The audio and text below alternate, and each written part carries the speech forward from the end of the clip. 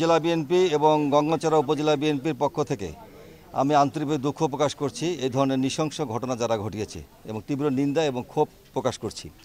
আপনারা দেখতে পাচ্ছেন যে পরিবারগুলো এখন স্বাচ্ছন্দ্য বোধ করছে এবং তারা এই নিজেদের বাড়িতেই বসবাস করছে। একই সাথে নিরাপত্তার ব্যবস্থার জন্য যে প্রয়োজনীয় ব্যবস্থা সেটাও গ্রহণ করা হয়েছে।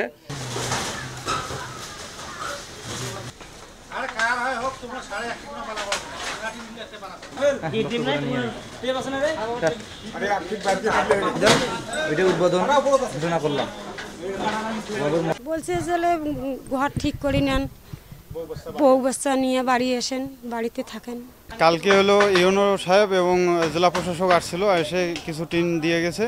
তারা বলছে আজকে মিস্ত্রি পাঠাই দিয়েছে, তারা মানে যেটা ক্ষয়ক্ষতির পরিমাণ হয়েছে সেটা দিয়ে এবং কিছু অর্থ দিবে যাতে ঘরে যে আসবাবপত্র নষ্ট হয়েছে সেটা কেনার জন্য।